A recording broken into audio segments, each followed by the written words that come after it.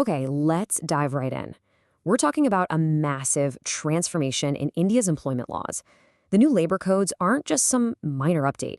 They are a complete ground-up overhaul, really designed to take the country from a super complex past into a much more simplified, modern future. To really wrap your head around this, just picture this for a second. Imagine you're trying to get somewhere, but instead of one clear map, you're handed 29 of them. Some are old, some are new, and a bunch of them contradict each other. Sounds like a nightmare, right? Well, for decades, that was pretty much the reality of India's labor law system. And this number, 29, really hits home. For years and years, businesses and workers had to find their way through this tangled web of 29 separate central labor laws. Many of them had overlapping rules, which, as you can guess, created a ton of confusion and a huge burden when it came to compliance. And now, look at this. From 29 all the way down to 4. This single image tells you everything you need to know about the sheer scale of this reform. The whole idea was to take that tangled mess and consolidate everything into 4 clean, functional codes. So before we can really appreciate the solution, we gotta understand the problem. I mean, why was such a massive overhaul even necessary in the first place? Let's break down exactly what was wrong with the old system.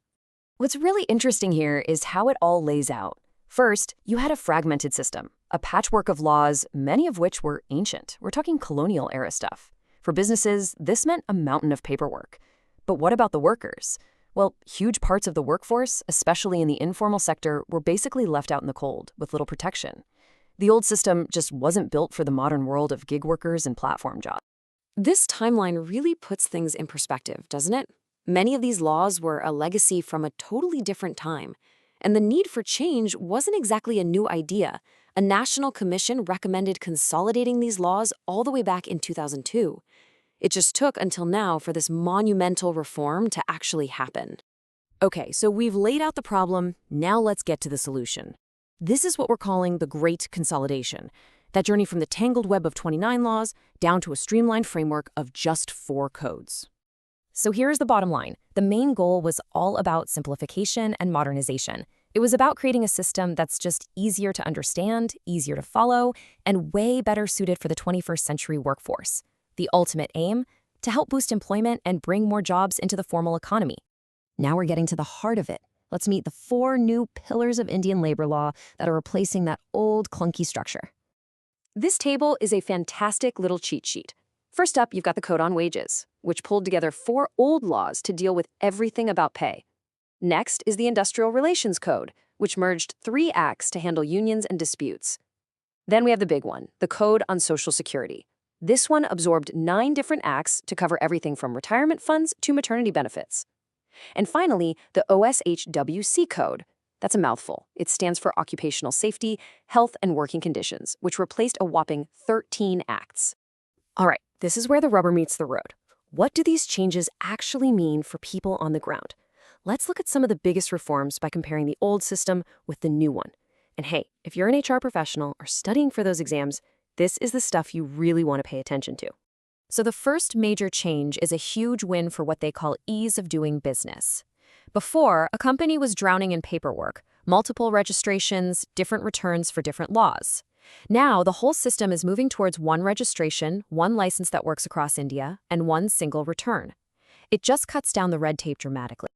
Now this is an absolute game changer for workers.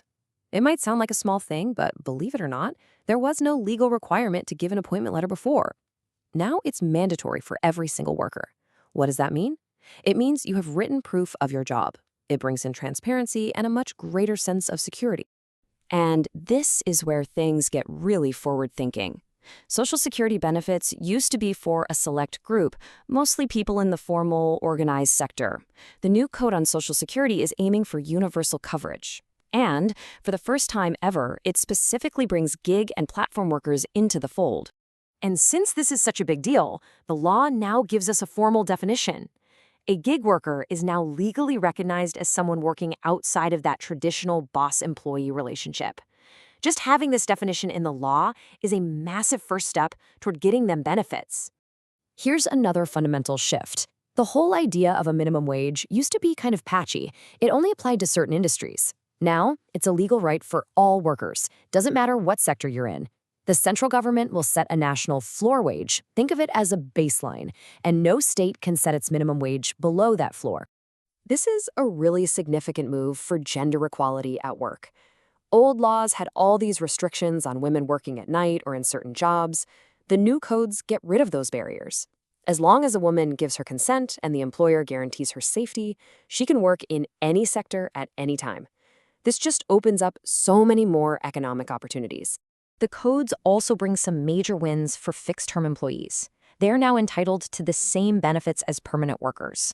And get this, the rule for gratuity eligibility has been slashed from 5 years of service all the way down to just 1 year. That is a huge deal.